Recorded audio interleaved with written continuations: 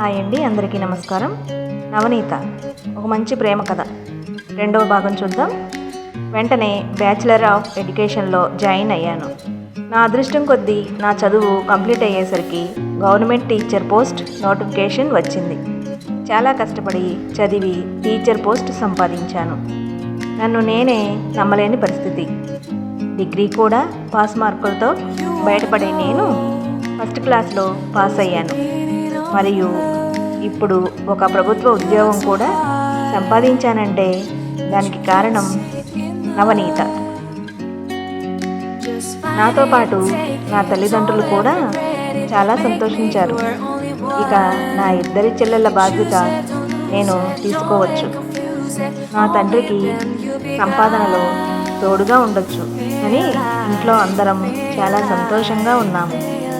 ఇక నేను నవనీత దగ్గరకు వెళ్ళి చెప్పడమా ఆలస్యం. నవనీత, నువ్వు చెప్పినట్టుగానే మంచి ఉద్యోగం సంపాదించాను. మా ఇంట్లో కూడా చాలా సంతోషంగా ఉన్నారు. ఈ సమయంలో నువ్వు నా ప్రేమని అంగీకరిస్తే నేను మీ వాళ్ళతో మాట్లాడి మన పెళ్ళికి ఒప్పిస్తాను అని చెప్పాను. తన సమాధానం కోసం గుండెను బరువు చేసుకొని ఎదురు చూస్తున్నాను.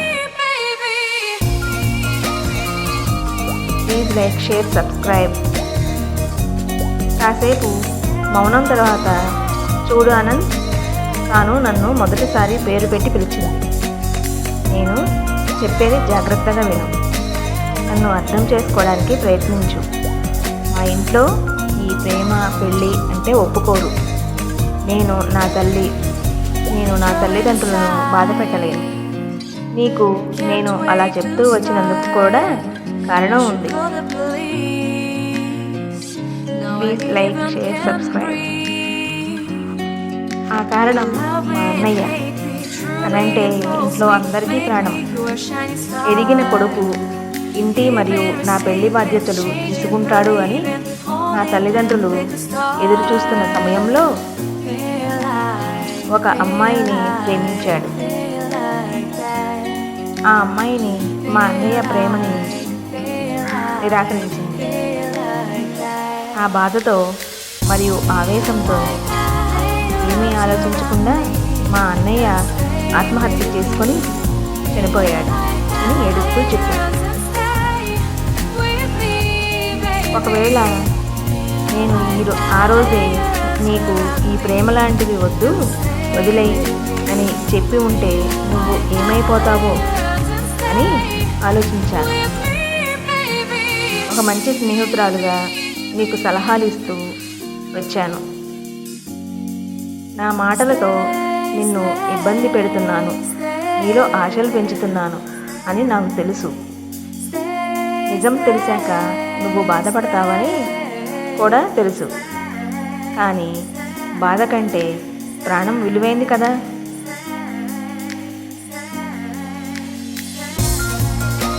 ఇప్పుడు నీకు మంచి జాబ్ వచ్చింది.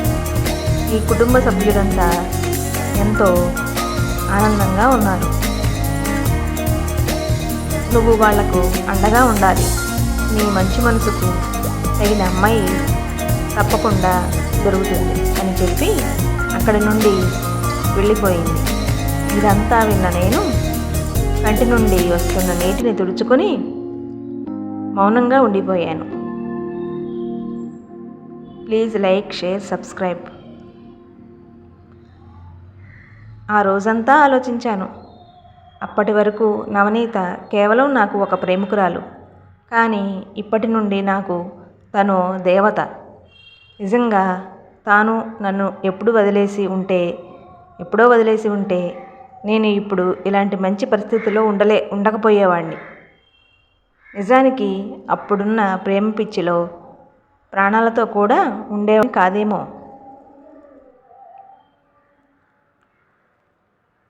Do like, share, subscribe. తన ఆలోచన మాటల ద్వారా నేను ఇప్పుడు ఇలా ఉన్నాను. నాకు బాధ్యత కూడా తెలిసింది. నన్ను ఒక మంచి మనిషిలా మార్చింది నవనీతనే అని నా మనసుకి నేను సమాధానపరుచుకొని సమాధానం పరుచుకున్నాను. కొన్ని రోజుల తర్వాత నా ఇద్దరి చెల్లెళ్ళ పెళ్లి చేసి మా నాన్న మొహంలో చిరునవ్వు చూశాను.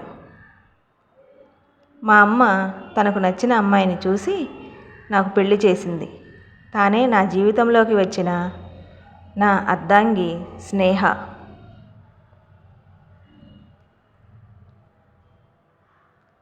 స్నేహకి నా గతం గురించి అంతా తెలుసు. నన్ను తాను అర్థం చేసుకుంది. ఇప్పుడు మేము 2 పిల్లలతో సంతోషంగా ఉన్నాము. నా జీవితం ఇప్పుడు ఇలా సంతోషంగా ఉంది అంటే అందుకు కారణం 2 దేవతలు. ఒకరు నవనీత, మరొకరు స్నేహ. నీతి, మోరల్: ఆడవాళ్ళు మీకు జోహార్లు. ఒక మగాడి విజయం వెనుక తప్పకుండా ఒక ఆడది ఉంటుంది. ఈ కాలంలో చాలామంది యువత తమ ప్రేమను నిరాకరించారనే కారణంతో తమను తాము కోల్పోయి కన్నవాళ్లకు శిక్ష విధిస్తున్నారు. అది ఎంతవరకు సరైనదో ఒక్కసారి ఆలోచించండి. తల్లిదండ్రులు మీ మీద పెట్టుకున్న నమ్మకాన్ని నిలబెట్టండి. ఈ ప్రేమ కథ మీకు నచ్చినట్లయితే ప్లీజ్ లైక్ చేయండి, షేర్ చేయండి, సబ్స్క్రైబ్ చేయడం మాత్రం మర్చిపోకండి. Thank you.